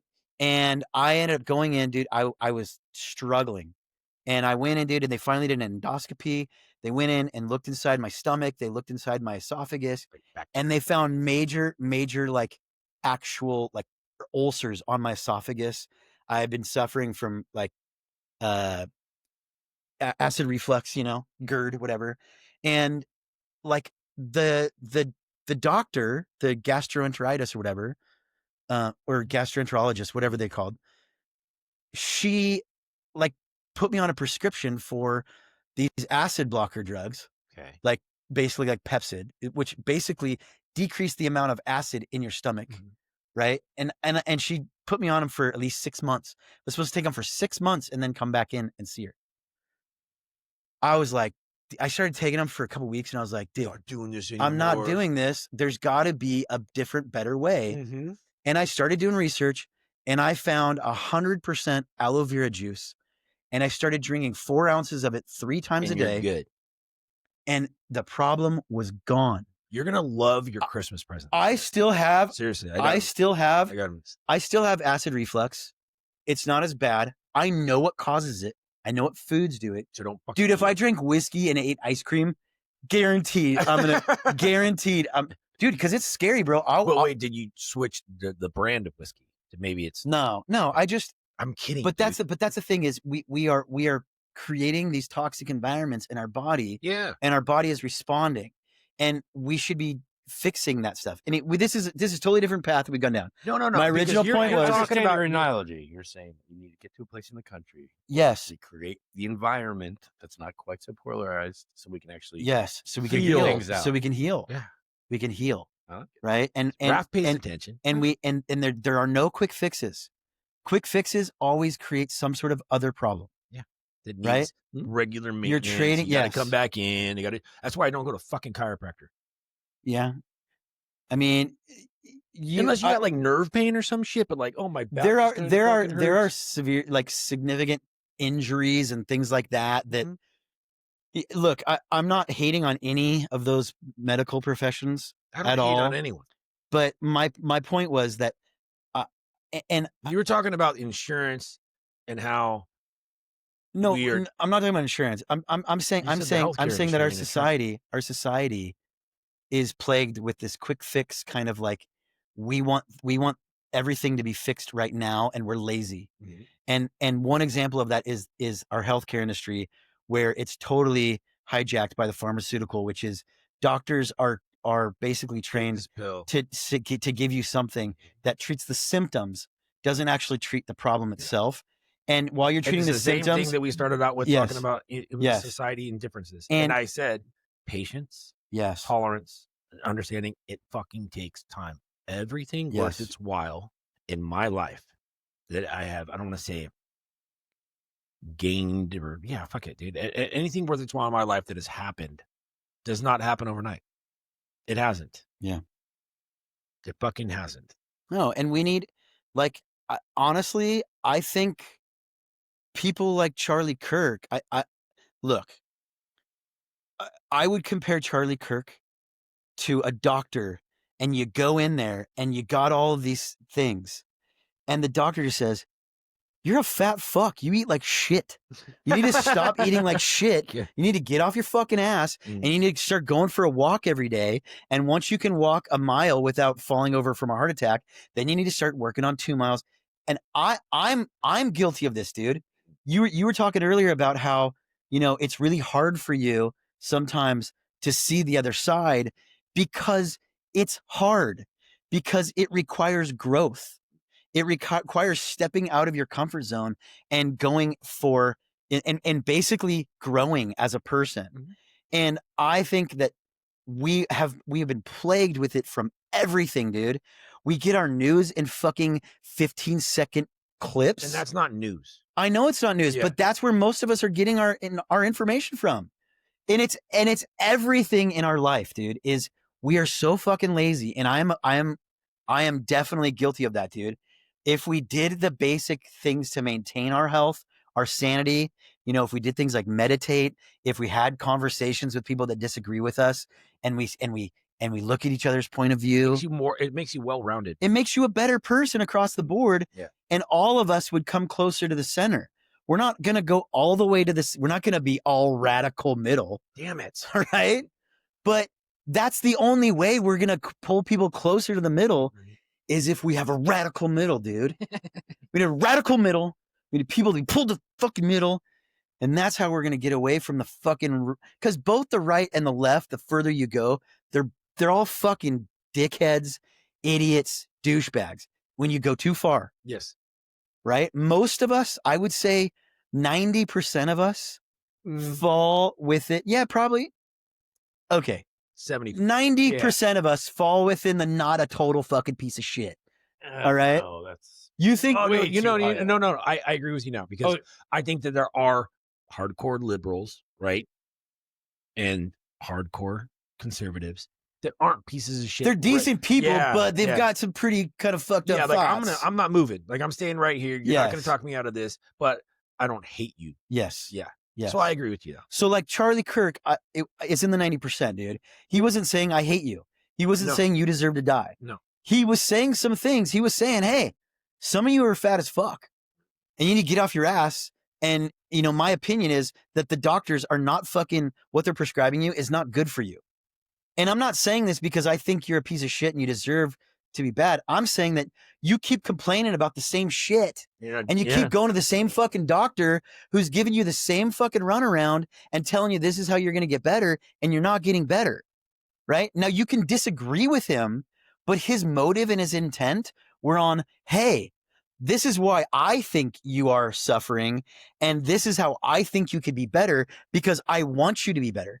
Now, maybe he's wrong, but that doesn't make him a racist or a piece of shit. No, and I don't like, not to just like focus just on Charlie Kirk, but when people are talking about their differences, and I've definitely fallen into this category, some people can be smug.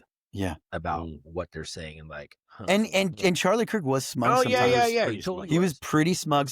But just sometimes he was doesn't also help. really kind. But also That if goes somebody into, that's also when I say, like, that's the moment where he's able to tap into that extra being open-minded and willing to hear other people out, as opposed to not. Yeah. I think he had his moments because he's fucking human. Yeah. Like, there's just a day on a bad day, like, bro, nope, Nick, yep, I'm gonna shut you up. Nick, do you think if somebody took every part of your entire life and took clips from your life and things that you've said and done and put it into a fucking 15-minute recap, everybody would be like, that guy should fucking die. Yeah. And it's same for you, Raph, and it's same for me. Dude, we all have had moments, and that's like, you can't judge people by this little bit of information that you know about them, right? Now, if I sat down with Charlie Kirk and he said some fucked up shit to me and he told me some really messed up things and was a dickhead to me, I'd be like, fuck that guy. But I don't see that. And I've seen enough to be like, okay, yeah, maybe he does. He probably does have a little bit of stereotype, because everybody does. Yeah. He probably does have a little bit of racist, like, thoughts or feelings. And I think we all do. Mhm. I think every single one of us do, but that doesn't make us like racists in the sense that maybe we need a new word. And like, What would you call it? total fucking piece of shit racist. You know what I mean? Because there are people like that. There are words to describe other people that have a disliking towards others, and I think that there are words that are very symbolic and carry a lot of weight, and people just use them in general terms. Yeah. It's like you can't just have that be part of like. I don't see how someone can use racist very freely. It's not a freely used word. Like racist means fucking something. Yeah, it does. You And know? no, but And that's like even the word hate, like hating you, like that means something. yeah. I'm sure I could like go down on if I like took some time, I could think about who I hate, but like it's not on the forefront of my fucking mind. So I probably don't hate anyone. I just don't like a lot of people. You know? I just don't believe that. Yeah. Baxter has got a new haircut and His mohawk's he got a gone. bath That's today. fucking bullshit. It's coming back, dude. Relax. I don't think that people are inherently evil. I think there are some people that are psychotic, that are maybe some people that are evil, but I don't think most people are.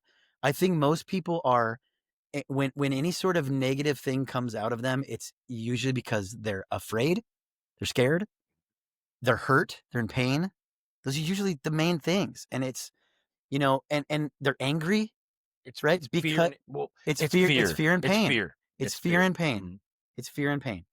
That's it. And so, like, if we look at people through the lens that everybody is suffering from fear and pain to some degree, then we could give them a little bit more Grace. Yeah, grace. Like, I think Charlie Kirk was the same way. He was afraid.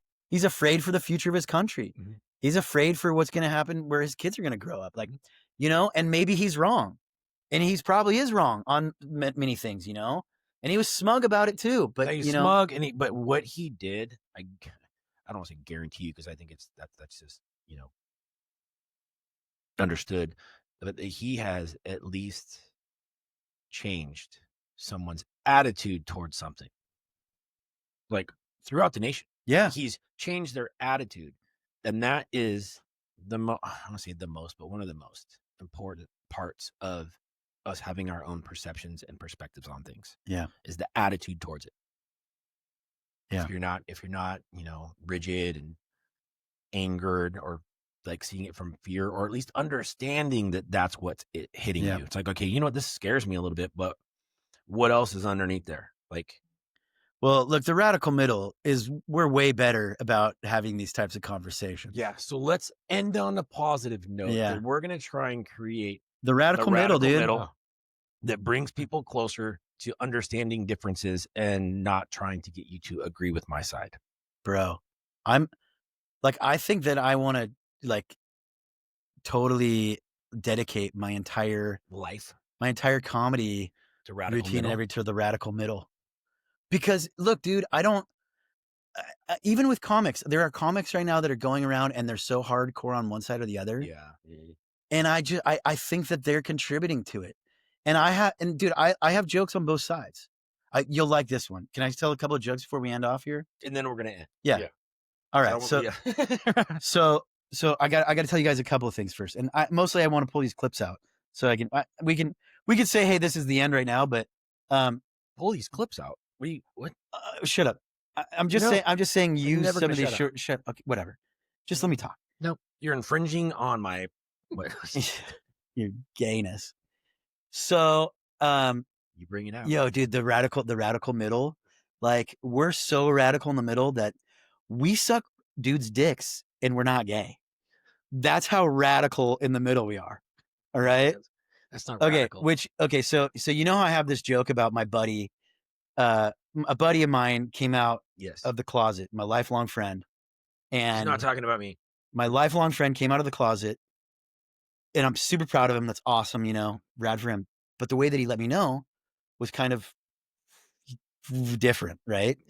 Like I saw him like normal. I gave him a big hug and he gave me a boner. I was scared, and I was like, dude, is this contagious? I'm thinking. And I just blurted out, hey, can I catch this? And he got super disappointed in me. And he just shook his head and said, Scott, we can take turns catching it. Right? So I'm not, I don't think I'm gay. I'm pretty sure I'm not gay. Mm-hmm. Right? That's just a joke. But I kid you not, yesterday or 2 nights ago, I had a dream where I was lying in bed with Shane Gillis. Okay? Okay? I kid you not. I was lying in bed with Shane Gillis. All right, don't judge me. Ever since I started doing comedy, all right? Did he suck your dick or did you suck his? No. Ever since I started doing comedy, I've been having these dreams that are really sexy. I mean, really weird. Mm-hmm. Okay? Let me give you context to this. So You just did. Shane Gillis and I are talking about if aliens, if a superior race came down from the sky, right? An alien race came down and they could obliterate us in, the snap of a finger. And they looked at us and they said, we'll spare humanity if y'all just start sucking each other's dicks. Could you do it? No. You couldn't do it for humanity. Look, I know that Shane Gillis doesn't have Down syndrome, but in my dream, his dick sure did. Oh my God. All right. Was it really? I mean, it was 26 something. I don't know, but yeah, that thing was, extra. it was slow. But so I wake up in the morning thinking about this situation of being in bed with Shane Gillis and talking about this. And I'm thinking about, I don't know if I could get over that one part of sucking a dick where it's like, and I don't know if I'm making that throw up when I think about it because I'm thinking about sucking a dick or because I have a boner while I'm thinking about sucking a dick. I don't know. So I got a question though. Was he Little Spoon or were you? No, dude, we were like facing each other, dude. Like, we're like sitting there, like, dude, like a couple of like, fucking fifth graders, like having a sleepover. Like, hey man, like, what do you think about this? Dude. And I kind of feel like he was trying to groom me in the dream. Like, hey, like hypothetically speaking, could you? Because I think I saw you. Because I think I'm pretty sure aliens are real. Outside right now. The other one is, all right, this is another bit that I'm working on right now is, okay, so I got a girlfriend now, Yes. and I'm at the point now where, dude, she's marking her territory. My shower is fucking plain Jane, dude. Right? She started leaving stuff, in my shower. But so I didn't like think bar soap, I didn't think about it. Yes, exactly. So not anymore. You got dude, going to her place. I took a shower in her place yesterday morning. Bro, it was like going to a freaking spa. Yeah. Dude, she had a different like she had like 4 or 5 different kinds of shampoos and different conditioners. She had different like body washes for different parts of her body, right? She even had like a very specific liberal body wash for liberals. And I was like, babe, you're not a liberal. And she goes, no, it's for sensitive pussies. She had a body wash just for her vagina. Just for her vagina.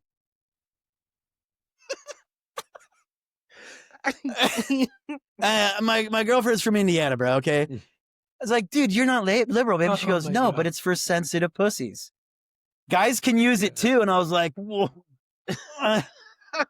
There's so many different ways I could go with this. Like, what the fuck, you know? But anyways, I was thinking about in my shower, dude, like, bro, the only people that would think my shower is like going to a spa are like everybody in India. They're like, oh my God, we have one bar of soap and one shampoo. Oh my God. No, I know that's wildly racist. Okay. It's just a joke. Okay. I would never let an Indian person into my shower. I'd never clog that drain ever.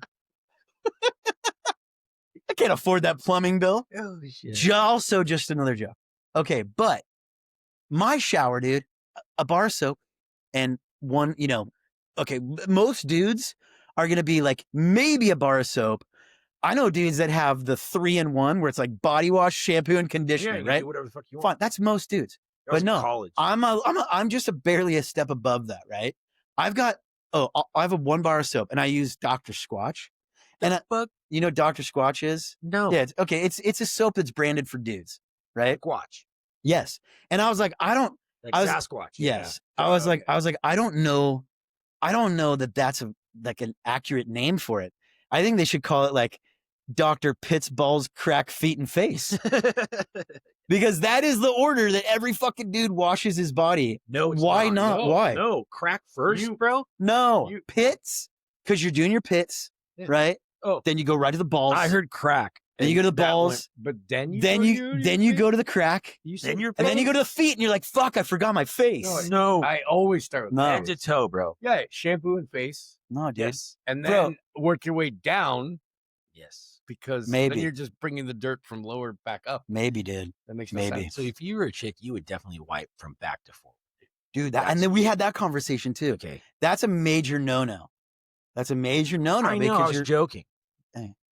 Dude, that would create really shitty sex. Hey, that was a dumb joke. No, dude, I'm not gonna do that.